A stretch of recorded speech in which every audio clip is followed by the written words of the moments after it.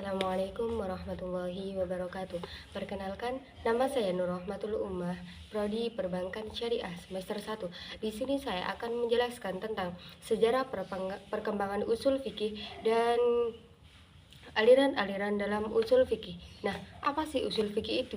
Usul fikih merupakan ilmu yang membahas tentang kaidah-kaidah dan prinsip-prinsip dasar dalam penetapan hukum Islam. Ilmu ini merupakan landasan utama dalam memahami, mengembangkan, dan menerapkan hukum Islam yang bersumber dari Al-Quran dan hadis. Usul fikih membantu para ulama dalam menggali hukum dari nas-nas agama dengan cara-cara yang sistematis dan logis. Jadi, usul fikih di sini itu penggalian sumber hukum, yaitu penetapan sumber hukum gitu loh. Nah, kemudian tetapi dalam pencarian hukum Islam di sini usul fikih ini bersumber pada Al-Quran dan hadis. Nah, di sini ada beberapa perkembangan dalam usul fikih ya. Nah, pertama kali usul fikih itu ada pada masa Rasulullah. Nah, pada masa Rasulullah ini usul fikih sudah ada, tetapi belum menjadi ilmu yang khusus dalam pencarian hukum Islam. Usul fikih pada masa Rasulullah ini dia bersumber pada Al-Quran dan hadis. Jikalau dalam Al-Quran dan hadis itu tidak ditemukan bagaimana cara menyelesaikan suatu permasalahan itu, maka bisa bertanya langsung kepada Rasulullah. Nah, kemudian yang kedua ini ada usul fikih pada masa sahabat. Nah, pada masa sahabat ini sumber hukum yang digunakan dalam pencarian hukum Islam itu bersumber pada Al-Quran. Tetapi jika ada suatu permasalahan dan tidak ditemukan dalam Al-Quran, itu bisa merujuk pada sunnah-sunnah Nabi Muhammad. Nah, yang ketiga ini ada usul fikih masa tabi'in. Nah, masa tabi'in ini adalah masa setelah masa sahabat. Nah, pada masa tabi'in ini sumber hukum yang digunakan untuk menyelesaikan suatu permasalahan adalah Al-Quran dan sunnah Nabi. Kemudian yang terakhir adalah usul fikih pada masa ulama. Nah, pada masa ulama ini fase di mana ilmu usul fikih mulai disusun secara sistematis. Pada masa ini muncul banyak ulama dan karya usul fikih yang menjadi rujukan di kemudian hari. Setelah Imam Syafi'i, banyak para ulama yang menuliskan buku usul fikih, dan itu ada yang dituliskan secara ringkas dan ada juga yang dijelaskan secara panjang lebar. Nah, yang kemudian ini ada aliran-aliran dalam usul fikih.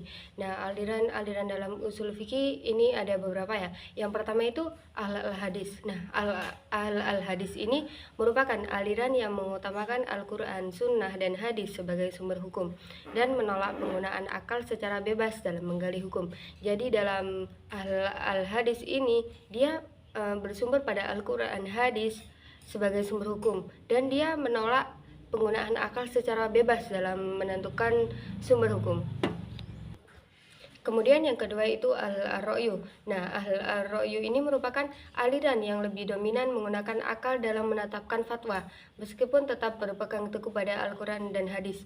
Nah, di sini kalau al-ra'yu ini dia lebih dominan dalam menetapkan sumber hukum itu, mereka menggunakan akal dalam menentukannya. Kemudian yang ketiga ada aliran mutakalim. Nah, aliran mutakalim di sini merupakan aliran yang membangun metode berpikir rasional sistematik sebagai parameter dalil yang kepadanya semua bentuk ijtihad dapat dilandaskan. Nah, aliran ini menekankan pada teori-teori hukum Islam. Nah, aliran mutakalim ini biasa disebut sebagai aliran teoritis karena bertujuan untuk menyusun kaidah-kaidah usul fikih yang berlaku. Kemudian yang terakhir ada aliran Ahnaf. Nah, aliran Ahnaf di sini adalah aliran dalam usul fikih yang didirikan oleh Imam Abu Hanifah.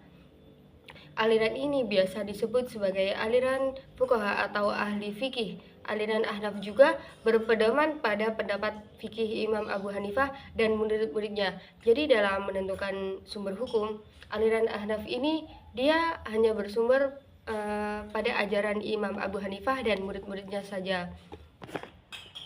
Kemudian ini ada ulama-ulama dalam usul fikih. Nah, ulama-ulama dalam usul fikih ada beberapa. Nah, yang pertama itu Imam Syafi'i. Nah, menurut Imam Syafi'i, usul fikih adalah ilmu yang membahas bagaimana cara memahami Al-Quran dan hadis yang berhubungan dengan perbuatan mukallaf yang dikeluarkan dari dalil-dalil yang terperinci. Nah, Imam Syafi'i ini biasanya Imam Syafi'i ini dikategorikan sebagai peletak batu pertama dalam usul fikih, karena Imam Syafi'i ini adalah pengarang pertama dalam usul fikih. Nah, menurut Imam Syafi'i ini, usul fikih itu adalah ilmu yang membahas bagaimana perbuatan mukallaf yang dikeluarkan dari dalil-dalil yang ada dalam kitab usul fikih itu. Kemudian yang kedua ada Imam Asy-Syatibi.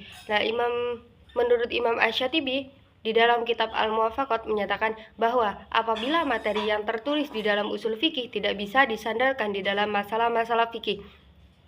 Kemudian yang ketiga ada Imam Al-Ghazali. Menurut Imam Al-Ghazali, usul fikih adalah ilmu untuk mengetahui bagaimana menemukan hukum dari dalil yang membawa dampak pengetahuan secara detail tentang hukum, dalil, dan perkembangannya dan pembagiannya. Nah, menurut Imam Al-Ghazali ini, usul fikih itu bagaimana cara menemukan hukum dari dalil untuk membawa pengetahuan gitu.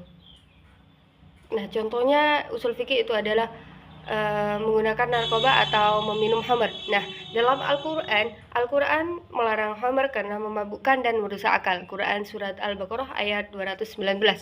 Nah, di situ sudah dijelaskan bahwa khamr itu haram untuk diminum dan narkoba itu juga dilarang. Nah, berarti di situ dia adalah hukumnya adalah haram dan dia bersumber pada Al-Quran. Sekian, terima kasih.